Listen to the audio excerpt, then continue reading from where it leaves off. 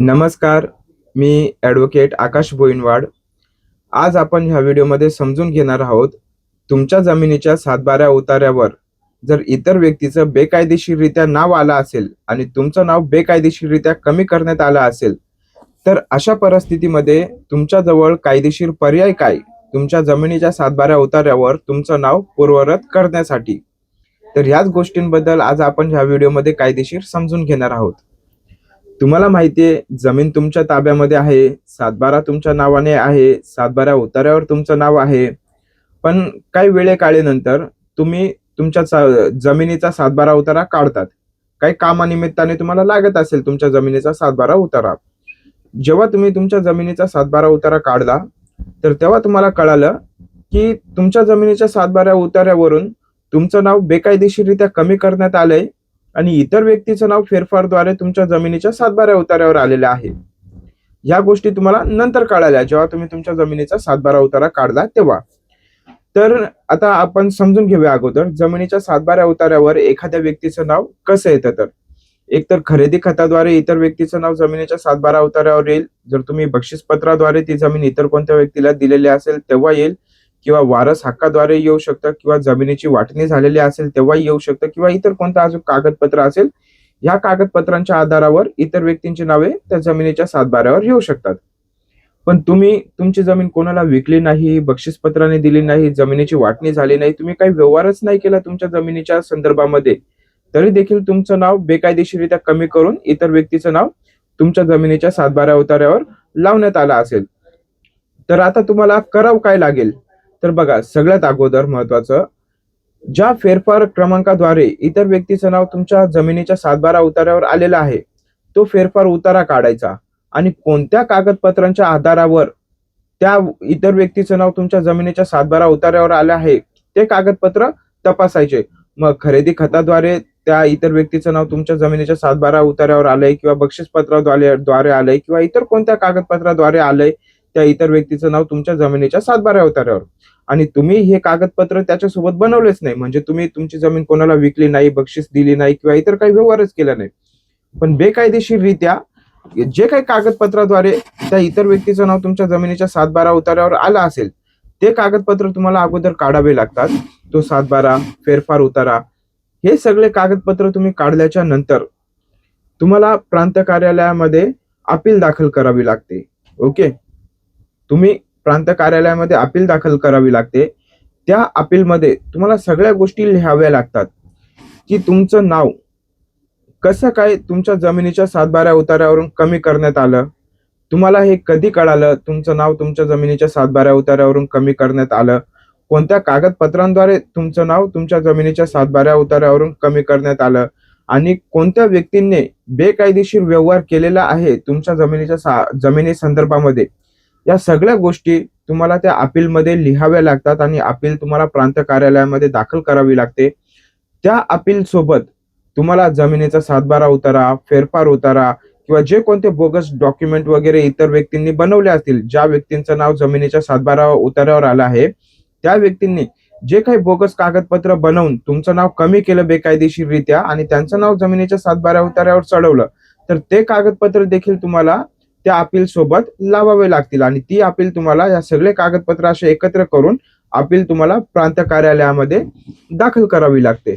Okay, प्रांत कार्यालयामध्ये तुम्ही अपील दाखल केल्याच्या नंतर प्रांत कार्यालय ज्या व्यक्तींविरुद्ध तुम्ही अपील दाखल केली आहे त्या लोकांनाही नोटीस इश्यू करतं.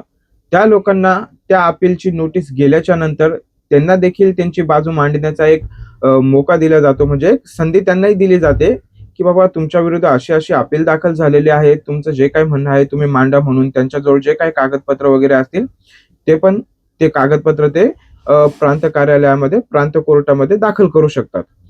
समजा जे प्रतिवादी आहेत, तुम्ही जेव्हा अपील दाखल करतात ना, तर तेव्हा तुम्ही अपिलंट असतात आणि ते अपोनंट असतात. तर म्हणजे प्रतिवादी आहेत, त्यांचंही म्हणणं आलं, तुम्ही जी अपील दाखल केलेली त्या अपीलवर प्रतिवादीचं म्हणणं मागून घेतलं, त्यांनी कोणत्या कागदपत्रांच्या आधारावर त्यांचं नाव तुमच्या जमिनीच्या सातबारा उतार्यावर चढवलं आहे ते देखील त्यांना सांगावं लागेल. जर त्यांनी बोगस कागदपत्र जर बनवले असतील, तर त्याच्या संदर्भात तुम्ही एक वेगळा गुन्हा दाखल करू शकता पोलीस स्टेशनला. आपण ह्या गोष्टीबद्दल जरा नंतर डिस्कस करू थोडं पुढं. फक्त अपील पर्यंतच आता आपण बात करू. बघा, तुम्ही अपील दाखल केली. कशासाठी तुम्ही अपील दाखल केली? की तुमचं जे नाव आहे तुमच्या जमिनीच्या 7/12 उतार्यावरून बेकायदेशीररित्या कमी करण्यात आलेलं आहे आणि इतर व्यक्तींचं नाव तुमच्या जमिनीच्या 7/12 उतार्यावर आलं आहे. तर त्यांचं नाव कसं काय बेकायदेशीररित्या त्या जमिनीच्या 7/12 उतार्यावर आलं? कोणते त्यांनी कागदपत्र बोगस बनवले, खोटे कागदपत्र बनवले किंवा काय खोट्या सह्या वगैरे मारून त्यांनी त्यांचं नाव फेरफारद्वारे तुमच्या जमिनीच्या 7/12 उतार्यावर आणलं त्यांचं नाव आणि तुमचं नाव कमी केलं. तर या सगळ्या गोष्टी तुम्ही तुमच्या अपीलमध्ये लिहिल्या.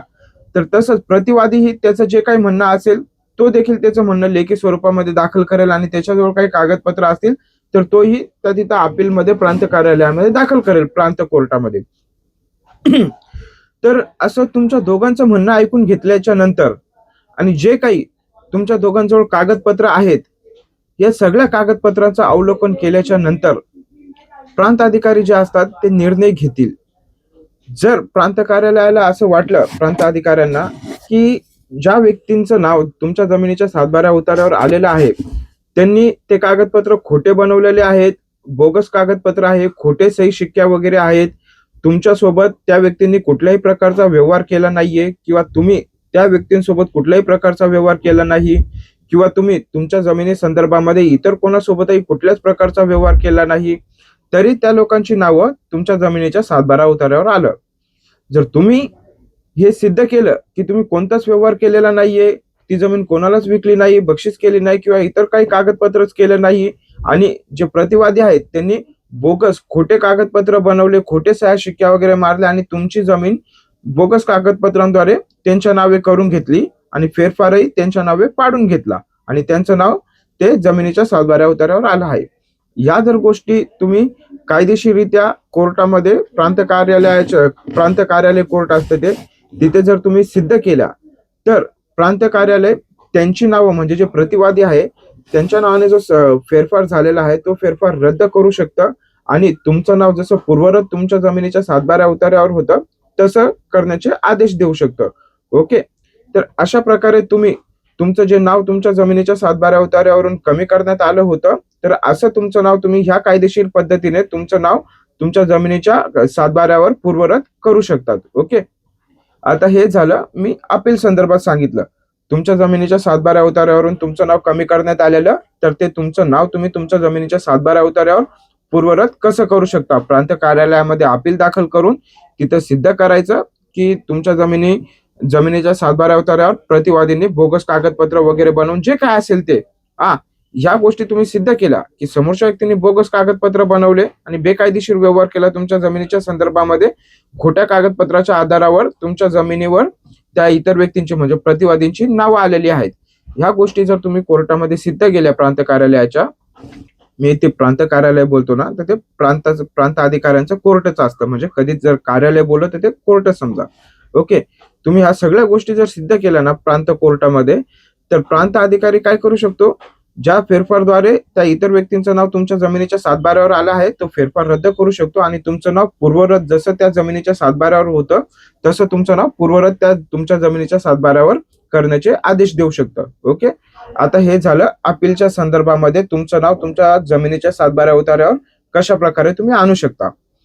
आता अजून दुसऱ्याही 2 केसेस करू शकता, म्हणजे ज्या व्यक्तींनी खोटे कागदपत्र बनवले, बोगस कागदपत्र बनवले तुमच्या जमिनीच्या संदर्भामध्ये त्या व्यक्तींविरुद्ध तुम्ही पोलीस स्टेशनमध्ये गुन्हाही दाखल करू शकता. ओके, हे एक. आणि दुसरी म्हणजे कोर्टामध्ये देखील तुम्ही म्हणजे सिव्हिल कोर्ट, प्रांत अधिकाऱ्यांचं कोर्ट जे असतं ते महसूल न्यायालय असतं. ओके, आणि सिव्हिल कोर्ट म्हणजे दिवाणी न्यायालय.